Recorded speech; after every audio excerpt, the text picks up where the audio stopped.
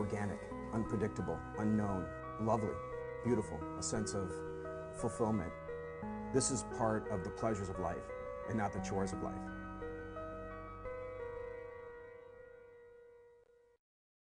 Coming up in this edition of Daily Iowan TV, student elections. The two major parties for this year's student government election have declared, and their names may surprise you. and April Fuels Day will tell you how much of the University of Iowa saved on gas in the past year. And in sports, a preview of Iowa taking on the Terps Tuesday night in the Garden. All of that and more coming up. Daily Iowan TV starts now. I'm Tom Brokaw. For more than 100 years now, the University of Iowa community has been waking up to the Daily Iowan. Today, it's the largest newsroom in eastern Iowa. And now you can see the news every night on Daily Iowan TV and get it anytime worldwide at dailyiowan.com.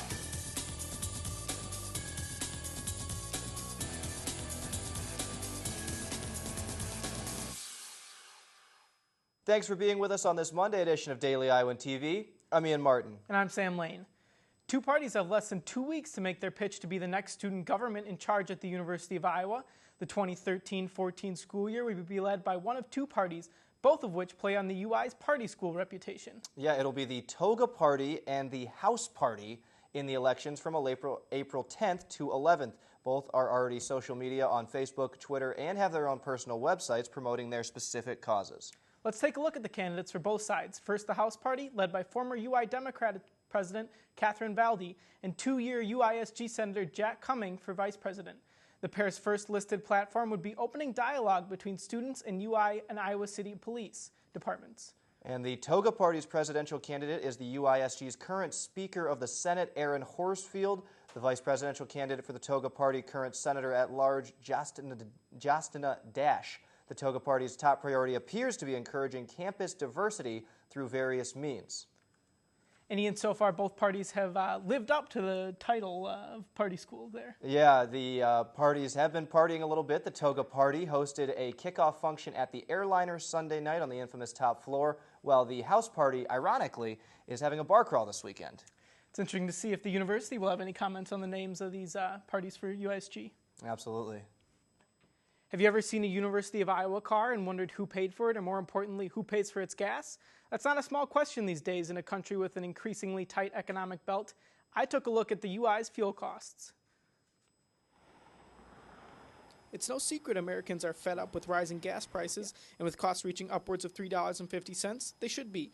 But imagine if you weren't just responsible for the fuel in your own car. Imagine for a second you're UI Fleet Services Manager Mike Wilson, and you have to worry about rising fuel costs for nearly 600 vehicles. UI departments with permanently assigned cars have to pay their own fuel, so they've traveled less as prices have spiked. But rental customers who don't pay for gas are a different story. For our rental fleet, it's kind of an inverse relationship. As the fuel prices go up, we actually see more travel because our biggest competitor is the person's own car. The UI spent more than $1.96 million on fuel in fiscal 2012, down about $20,000 from fiscal 2011. But it's not just customers driving less. It's also fuel efficiency efforts, which include the use of soy-based and animal fat biodiesel. The UI started using biodiesel additives in its cars about 7 years ago, and some of that fuel might have come from right down the road here in Washington, Iowa, home of Iowa Renewable Energy. The company is one of about 10 in the state that together can produce more than 300 million gallons of biodiesel a year. That makes Iowa second only to Texas in terms of state capacity. With that, with the large agricultural base within Iowa and the renewable sources that we have, it's a natural fit. Lutovsky said biodiesel has become a flourishing industry, which is good news for fuel consumption at the UI. Sam Lane, Daily Iowan TV. The largest users of cars from UI Fleet Services include facilities management and the school's employee van pool. And Greek Life at Iowa is about to start a new challenge to lower their energy. The Do It in the Dark project will help lower energy and increase knowledge of sustainability. The challenge marks the first time the University of Iowa student government and Greek Life are going to collaborate to better the environment. The idea began when a member of Greek Life saw a lack of effort concerning sustainability among his community. To promote this event, the Iowa Greek Life will hold an educational session and hand out flyers with tips on how to lower your energy bill.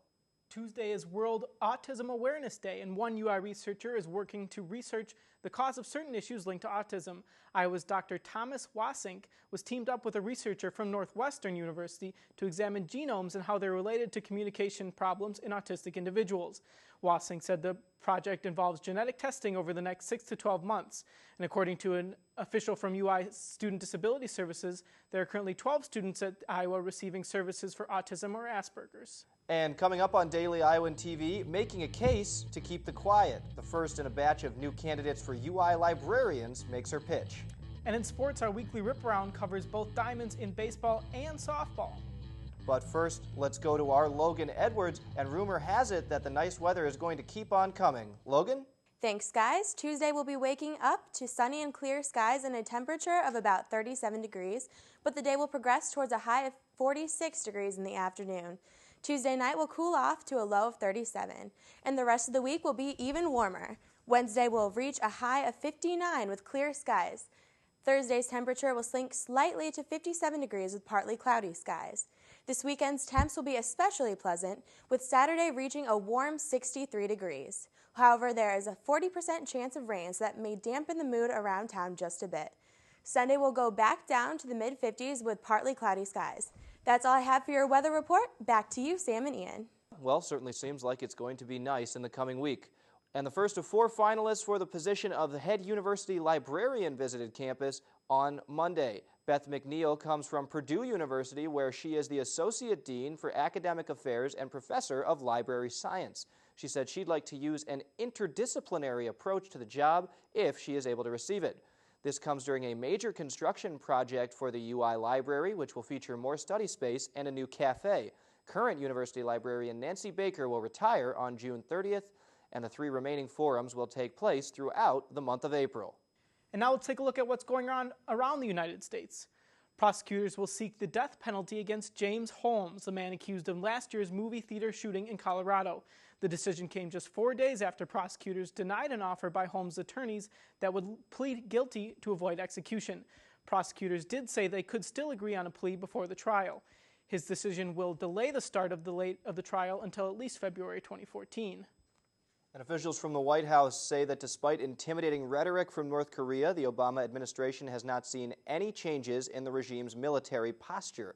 U.S. Press Secretary Jay Carney said Monday that the U.S. has not detected any military mobilization or repositioning of forces to back up threats from North Korea's new leader, Kim Jong-un. If you tuned into March Madness last night, you probably cringed when seeing Louisville guard Kevin Ware's injury. During the Elite Eight matchup against Duke, Ware leapt to try to block a shot. His leg landed awkwardly and flopped as he fell to the ground. Ware left the court and was taken to Methodist Hospital, where he had surgery Sunday night. According to school officials, the leg was broken in 2 places. Ware is expected to stay in Indianapolis until at least Tuesday, while his teammates take on Wichita State April 6th in the Final Four matchup. That's a pretty rough injury there. Did you get a chance to take a look at the footage? I did. I regretted it. And that is the type of injury that is rarely seen in any sport aside from probably football or hockey. It was really pretty gross, to be honest. Definitely talk of one of the worst sports injuries we've ever seen. Easily understandable. Absolutely.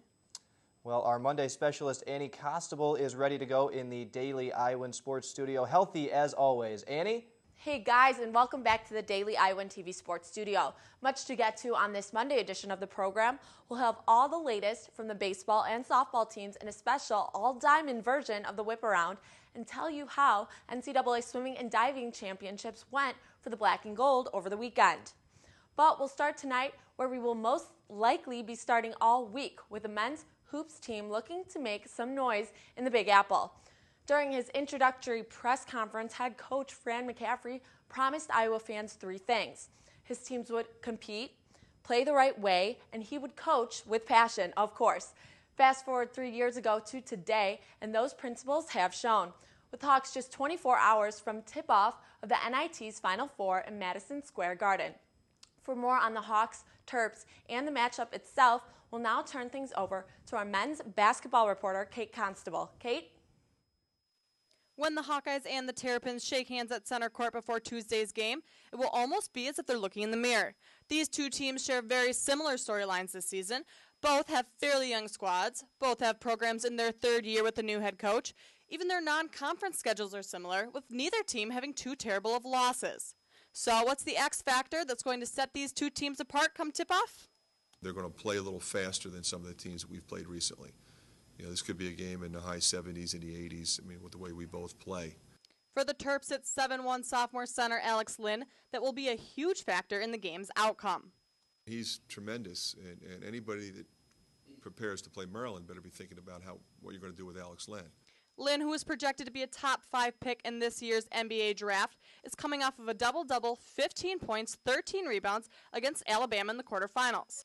This means Iowa's big men Adam Woodbury, Gabe Olashaney, and Mel Sambasabi will all have their work cut out for them. Fran's going to have to rotate these three throughout the game in order to keep a fresh body in the paint at all times. Tip-off is set for 8:30 in New York at Madison Square Garden. Kate Constable, Daily Iowan TV Sports. While Hawkeye Hoops is on the minds of nearly everyone in Iowa City, the Iowa swimming and diving squad was busy wrapping up their season in Bloomington, Indiana over the weekend at the NCAA Championships. While the Hawks failed to crack the top 25 after finishing one spot out at 26th last year, they did have some school records to show for, though, in the 400 medley relay and 100-meter backstroke to go along with their 32nd place team finish. A number of other Hawkeye sports in action as well over the weekend. The men's golf team finished 12th at the U.S. Intercollegiate Golf Tournament in Palo Alto over the weekend with a team score of 18 over. Junior Stephen Ime leading the way for the black and gold in this one, shooting an even par 210 over the 3-day tournament. Iowa tennis struggling over the weekend as well. The Hawks dropped 2 Big Ten meets, first to Penn State and then again to 7th-ranked Ohio State Buckeyes, who swept the Hawks in Iowa City 7-0. Jim Hawks fared better in their final home competition. J.D. Reeves' squad bested number 15 Illinois Chicago with postseason play fast approaching. Baseball and softball also in action over the weekend in Iowa City as Mother Nature finally cooperated with home openers. So enough of me in the studio. Let's toss it out to Alicia Denez and Chelsea Brown in the field with an all-diamond edition of the Monday Evening Whip Around. Guys? Now time for a Monday Evening Whip. The Iowa baseball team had a 3-game series versus Indiana this past weekend. Fortunately, they fell in all of their series, but the last game on Sunday, they really tried to battle back. They scored 4 runs off of 5 hits, but Indiana responded with 2 of their own, and their reliever, Scott Efros, just held the Hawks the last few innings. They now have lost 6 in a row and are 1-5 in the Big Ten, but they return to matchup on Tuesday versus Western Illinois here again at Duane Banks Field. Now I'll toss it over and stay on the diamond with Chelsea to hear about the Iowa softball team. Thanks, Alicia. And for your Iowa softball team, they were in a 3-game series against the Wisconsin Badgers this weekend. In their first game, the Hawkeyes defeated the Badgers, ending a 13-game winning streak, but the Badgers came back in the second game, winning 8-0. In the third game, however, the Hawkeyes battled against the Wisconsin Badgers, but were not able to take the lead, losing 3-0. Up next for the Iowa Hawkeyes, they travel to Drake this Wednesday, and then starting this weekend on April 5th, they take on Nebraska here at Pearl Field. That's all for your Monday Whip Around. Back to you guys at the studio.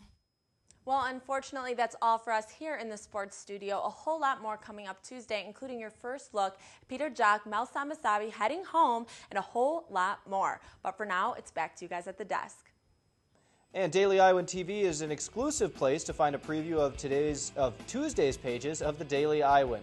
First, read what Tim Quirk from Google had to say about the changes in how we listen to music during his lecture at the UI.